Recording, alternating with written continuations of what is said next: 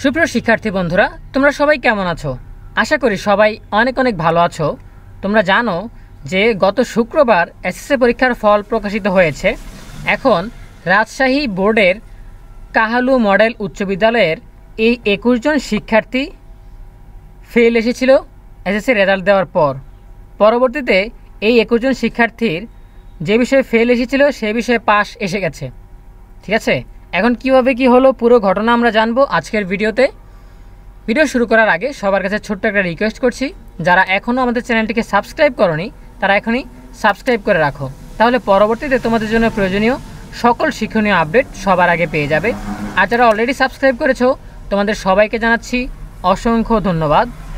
আচ্ছা, তোমরা যারা বোর্ড চ্যালেঞ্জ করতে চাচ্ছ, অর্থাৎ যাদের এসএসসি ফলাফল আশানুরূপ হয়নি বা তোমার মনে হয় যে তুমি আর একটু ভালো করবে, তারা কিন্তু বোর্ড চ্যালেঞ্জ করতে পারো। তো বোর্ড চ্যালেঞ্জের প্লেলিস্টে আমাদের এই 3টা ভিডিও রয়েছে। এসএসসি বোর্ড চ্যালেঞ্জ কীভাবে করতে হবে, কবে করতে হবে, কত টাকা খরচ হবে, তারপরে বোর্ড চ্যালেঞ্জ করলে নম্বর উল্টো কমে যাবে কি না, তারপর বোর্ড চ্যালেঞ্জ করেও যাদের কোনো লাভ হবে না। ঠিক আছে, এই 3টা ভিডিও রয়েছে। আরও ভিডিও আসবে যে রেজাল্ট কীভাবে দেখা যাবে, রেজাল্ট কবে দেখা যাবে, প্রয়োজনীয় আরও ভিডিও আসবে এই চ্যানেলেই। এই জন্য তোমরা এই প্লেলিস্টে গেলেই এসএসসি বোর্ড চ্যালেঞ্জের সংশ্লিষ্ট সকল ভিডিও পেয়ে যাবে। তোমরা যারা বোর্ড চ্যালেঞ্জ করতে চাও তারা অবশ্যই ভিডিওগুলো দেখে নিতে পারো। তো আমরা এখন সরাসরি মূল টপিকে চলে যাচ্ছি। এসএসসিতে ফেল করা সেই 23 শিক্ষার্থী কৃতকার্য। এখানে 23 জন শিক্ষার্থীর কথা বলা হয়েছে। তো আমরা পুরো ডিটেলসে জানার চেষ্টা করছি।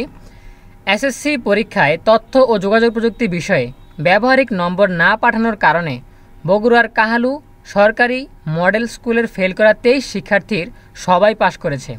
তাদের মধ্যে 18 জন সব বিষয়ে পাশ করায় তাদের ফলাফল পরিবর্তন হয়েছে এবং বাকি 5 জন অন্য বিষয়ে ফেল করায় তাদের পূর্ণাঙ্গ ফল আসেনি।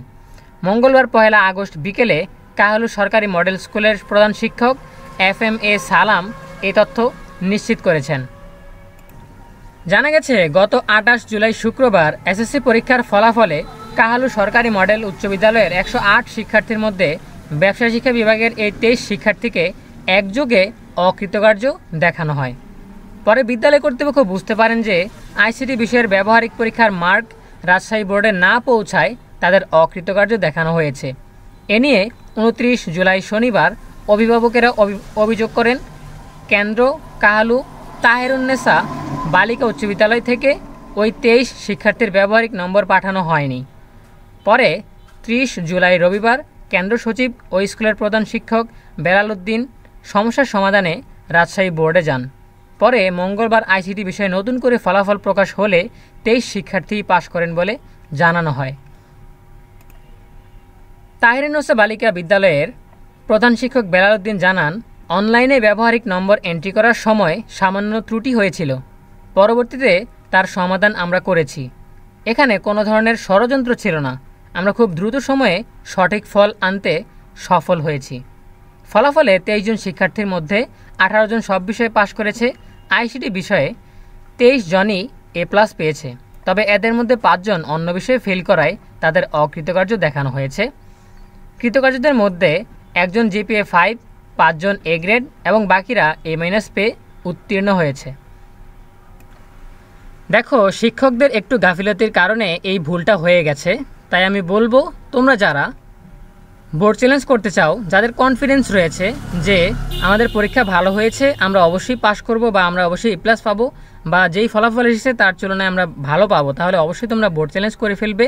আমাদের বোর্ড চ্যালেঞ্জের প্লে লিস্টে সবগুলো ভিডিও রয়েছে। তো সকলের জন্য রইল অনেক অনেক শুভকামনা। ধন্যবাদ সবাইকে।